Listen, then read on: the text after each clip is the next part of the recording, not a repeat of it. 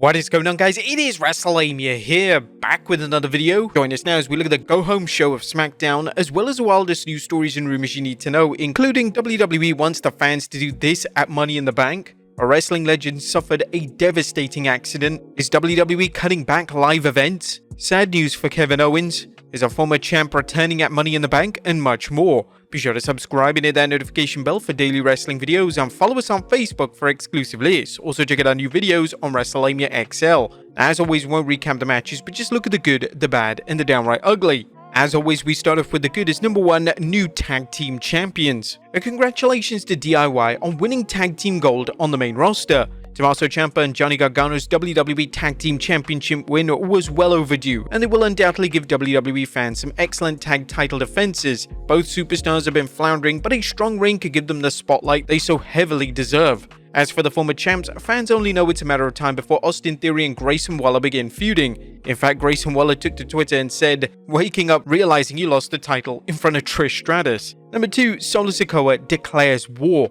Solo Sikoa has destroyed any doubts that he's taken over the bloodline and that Roman Reigns is no longer the tribal chief. The WWE's hinted at this from the first Smackdown after WrestleMania 40, but it wisely took its time dropping hints and building suspense about when Sikoa would show his cards. Now that he has, fans can only wait for Roman's return. Number 3, Randy Orton's eyes on the prize. A more laser-focused foreshadowing from the WWE last night as fans were left wondering how long until Randy Orton strikes against Cody Rhodes. The WWE continued subtly suggesting Orton's eyes are on the prize and that Cody Rhodes better be ready for the snake in the grass. There have been enough teases that fans are paying attention when Randy Orton eyeballs Cody's undisputed title, and you can be sure that these clips will end up in the inevitable Cody Rhodes vs Randy Orton hype video. Number 4, wild brawl with men's Money in the Bank competitors. While last night's SmackDown had a bit too much filler, the brawl between the men's Money in the Bank competitors was a predictable but fun way to get fans psyched up for the match. And a heartfelt promo by Kevin Owens. Kevin Owens showed a lot of heart last night when he incorporated his mom's real-life medical problems into his promo, letting fans know he was here because his mom wouldn't forgive him if he missed a wrestling show for her. KO explained how instrumental his mother was in supporting and motivating him to become a WWE superstar. This promo added a lot of realism to the show. Well, that was a good. What about the bad? As number 1, did we need Piper vs Bayley Part 2? Did the WWE Universe need a Bayley vs Piper Niven rematch? While fans understand the WWE threw fans in Scotland a bone by booking Piper against Bayley at Clash at the Castle, Niven isn't a contender, and this was kinda lazy booking. The WWE wanted to send a message that Chelsea Green has a muscle to soften Bayley up if Green wins this year's Money in the Bank briefcase, but a few lines of dialogue and a beatdown could have conveyed this better than a meaningless match. Number 2, rematch after rematch. Speaking of unnecessary rematches, what's going on with the endless rematches on Smackdown? Fans saw the Street Profits take on Pretty Deadly again, which suggests the WWE has no idea what to do with either team. The WWE needs to consider whether it will give Montez Ford a shot in the singles ranks or keep him running around in circles with Angelo Dawkins. Even worse was the latest bout between Jade Cargill and Bianca Belair against Indy Hartwell and Candice LeRae. This was lazy booking and a disservice to both teams. Number 3, holding pattern show. While SmackDown was decent, it was still a disappointment next to the last 2 weeks' shows. Last night's Blue Brand operated on cruise control, presumably because the WWE seemed to think fans needed a lull before Money in the Bank. If so, the WWE was mistaken because fans tune into a 2-hour show expecting non-stop action, excitement, and entertainment. And Solo Sikoa is Roman Jr. Is Solo Sikoa the best choice for taking over the bloodline? Although we've enjoyed the storyline, Solo doesn't have the presence or promo skills to cut it as the bloodline's leader. Whether you call him a Wish version of Roman Reigns or Roman Reigns Jr., Solo is lacking and the WWE needs to have him improve it if it wants to make this storyline a truly epic one. Roman Reigns learned a lot during his time with Paul Heyman and hopefully Solo can too. That was nothing downright ugly, but a bit of a letdown going into Money in the Bank. What do you guys think of SmackDown last night? Let us know in the comments down below. Now let's move on to the news.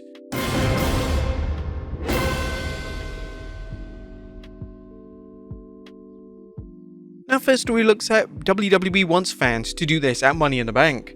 At top of today's news is an interesting request from the WWE for fans attending Money in the Bank. Give Me Sport is reporting that Cole asked fans to wear white at Saturday's PLE, and during the Money in the Bank kickoff press event, WWE commentator Michael Cole explained a company memo which revealed that fans in attendance for SmackDown would be given white towels to bring to the PLE and were asked to wear white, with the intention of having a whiteout during the show. And while no one knows the reason behind this request, some fans believe it could be a way to add to the visuals for an appearance from the Wired Six. And also, does this apply to Green Shirt Guy, the guy who's always in the front row center seat? Is he going to become White Shirt Guy tonight? What do you guys think? Let us know in the comments down below. Next up, big news for Trish Stratus fans. There's big news for Stratus fans as the Toronto Sun is reporting that World Wrestling Entertainment's Money in the Bank weekend in Toronto is about to be Stratusfaction guaranteed. On Thursday night, Stratus made a surprise appearance at fellow Canadian WWE superstar Sami Zayn's one-man show, Sami Zayn and Friends Do Toronto. Trish also appeared at the Money in the Bank kickoff show,